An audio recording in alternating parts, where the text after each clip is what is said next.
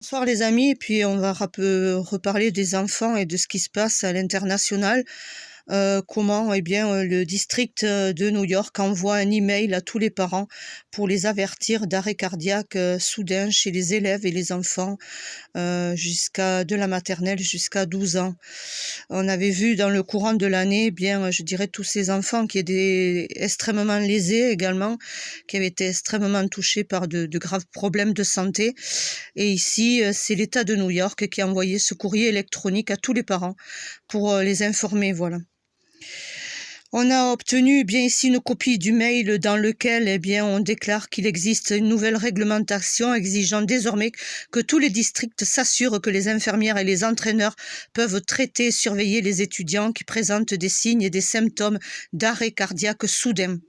Imaginez-vous la situation dans ces districts-là. Les districts sont tenus de s'assurer que tout le personnel est conscient des signes avant-coureurs d'un arrêt cardiaque soudain et de ce qu'il faut faire, surtout si une personne subit un arrêt cardiaque. Dernièrement, j'ai vu des publications en Espagne, ils ont mis des défibrillateurs dans pas mal d'écoles, etc. aussi. Ouais. Voilà l'email. Très suspect, étant donné que New York est sur le point d'obliger, je dirais, que les élèves se picousent pour pouvoir fréquenter l'école.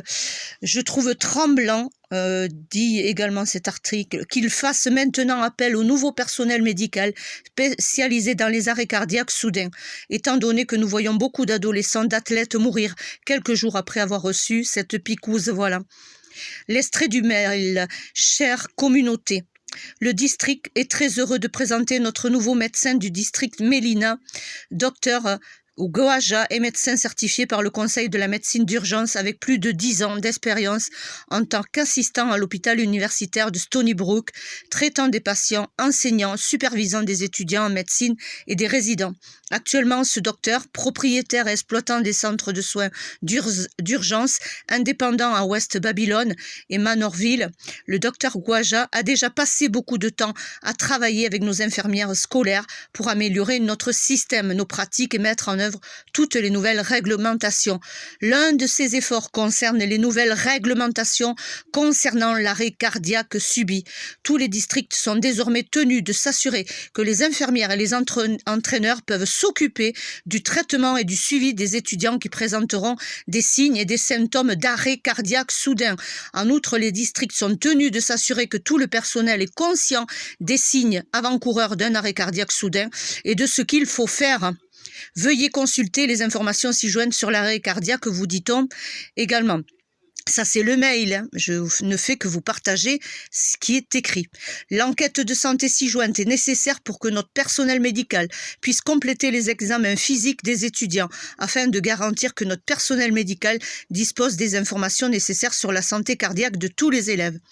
Nous vous demandons de bien vouloir remplir le sondage sur la santé des élèves ci-joint, de l'envoyer à l'infirmière scolaire de votre enfant, même si votre enfant a déjà passé son examen médical annuel et que vous avez fourni cette information à l'école. Veuillez remplir la première section du formulaire ci-joint pour fournir à l'infirmière scolaire les antécédents médicaux supplémentaires de l'élève concernant l'arrêt cardiaque soudain. Voilà, c'est catastrophique. On le savait que ça arriverait malheureusement. Voilà. Date limite, je dirais, des examens physiques à l'école le 31 décembre 2021. On vous dit que si votre enfant n'a pas déjà passé son examen médical annuel, nous fournirons des examens médicaux aux étudiants au cours de la semaine du 10 au 14 janvier. Voilà. Donc, voilà. Donc, on prépare aux arrêts cardiaques soudains. Également, vous avez la ville de Vancouver qui a approuvé une motion plus tôt ce mois qui placera 1000 défibrillateurs externes automatisés ainsi que des fournitures de premiers soins dans toute la ville. Voilà, j'ai lu également la même chose également pour l'Espagne, également qu'ils étaient en train de mettre en place des défibrillateurs. Voilà un petit peu ce qui s'annonce. C'est dévastateur, hein, c'est vraiment dévastateur. Et c'est publié dans CTV News Vancouver, pour l'info sur Vancouver, et également pour la dernière info que je vous ai donnée, dans Gateway Pudint, voilà, l'article complet dans Gateway Pudint, où vous pourrez retrouver, eh bien, je dirais cette lettre, ce mail plutôt, je dirais, ce mail qui a été destiné, qui est destiné aux familles pour prévenir. Je vous laisse imaginer les parents quand ils vont recevoir ce mail, enfin ils l'ont déjà reçu, eh bien, voilà, écoutez, qu'est-ce qu'on peut dire de plus maintenant? Qu'est-ce qu'on peut dire de plus que ce qu'on a dit, jusqu'à présent. C'est très, très dur maintenant.